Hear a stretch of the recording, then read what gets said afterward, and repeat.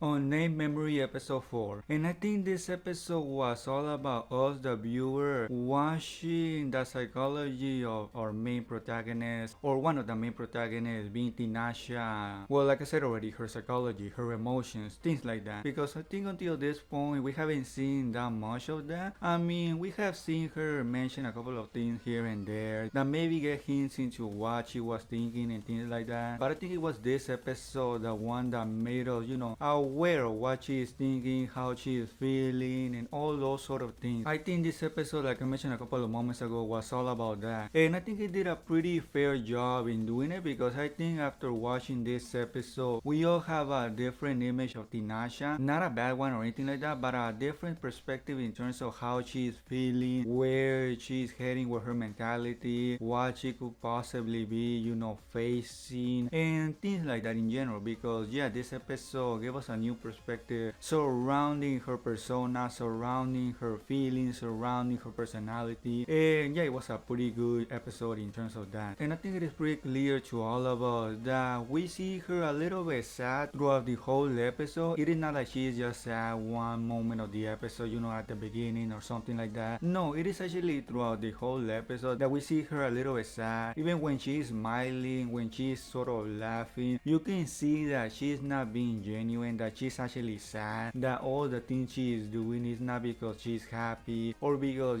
she's having a good time. No, she's actually sad deep down. Again, even though you see her smiling some of the time, I mean, you can see pretty much clearly that that is not the case. Of course, there's also a scene where she's clearly, sad, so yeah. And you know what is the best part about it all? Is that it was very mysterious. They didn't really explain the reason why she was sad. Again, there was a mysterious like aura surrounding the whole thing. It was actually handled very well because throughout the whole episode, you don't actually get to know exactly why she is sad. I mean, there were a couple of things that were mentioned that could potentially be clues on why she is sad. Because again, yeah, she is sad throughout the whole episode. She almost has a death wish. Like if Oscar were to kill her right now, she wouldn't really mind it. Of course, that is a weird thing to say because if she were to die by Oscar, it is not like she can think because well, she is dead. But you know what I mean, that if she were to die by Oscar's hand, she's almost implying that Oscar shouldn't be, guilty or anything like that. That was a weird thing that she said. I don't know what she meant by that. But yeah, she said several things that maybe are clues on why she is sad. I think she mentioned that the whole reason why she is training Oscar, it is because he wants him to basically defeat her in case she becomes something, evil, unrecognizable. I don't know what she meant by that exactly. Does she maybe know that she will become, evil or will lose her mind in the future? Does she have a dark past or something like that? I mean, I don't know what exactly she meant by that because again, she is training, Oscar in order for him to become stronger so eventually he can defeat her, or not so much defeat her but straight up kill her. So yeah, there's that. And the other thing that she mentioned, I don't know if that is a clue or not, was that well, she's doing all of this, I mean not doing all of this, but she's sad because she said that she's still trying to find the person that she hasn't found, not even until now. I wonder if that person was the one that appeared, I think it was in the last episode, the mysterious guy. I think it is him, but I don't know what the relationship is between them two, because the guy in the last episode, the mysterious guy, seemed very weird. But more than that, he seemed sort of evil. I don't know, he had an aura around him that he didn't really seem like a good person. I don't know why he gave that sort of mysterious, not to be trusted aura. So if that were to be the case that he's not good, I wonder what the relationship is between him and Tinasha, because maybe Tinasha doesn't know that he's evil. But yeah, I mean, other than that, other things we saw in this episode were, for example, the guy from the nation of, I think it was Costco or something like that, and the guy that came to the castle, where Oscar and Tinasha live. Yeah, that guy apparently has something to do with Tinasha, so maybe there's going to be something more to that in the future. I mean, it was mentioned that maybe that nation is preparing war on the other nations, because apparently that nation is made up of about 200,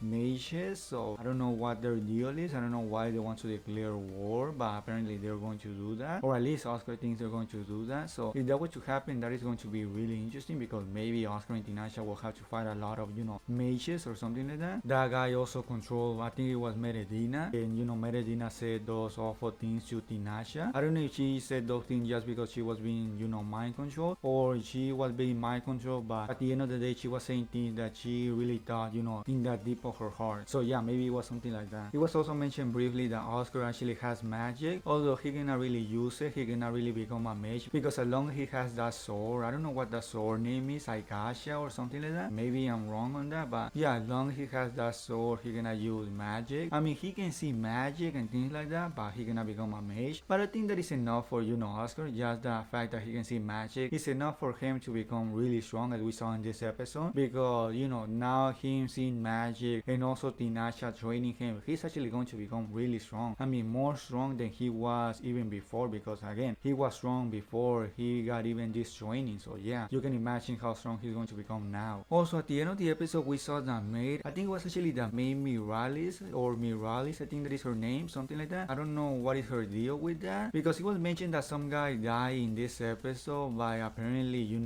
some sort of illness or something like that. But then at the end of the episode, we see that maybe that was not the case, because Miralis mentioned that the other guy that was, there in the floor, I think that was the same guy that appeared earlier in the episode, that mind control Meridina. Miralis mentioned that he killed her master, or maybe not necessarily that guy that was on the floor, but someone related to him. So again, maybe he didn't, die of sickness, maybe not, maybe he died of something else. But yeah, I wonder where that whole scene is heading towards. And I mean, yeah, that was pretty much everything that happened in the episode. A pretty good episode, if I do say so myself. Hopefully you all enjoyed it as much as I did. And if you don't want to miss any episode reviews, please subscribe to the channel. Also, if you enjoyed the video, please give it a thumbs up. And yeah, that will be everything by me. And I guess I'll see you all in the next episode review.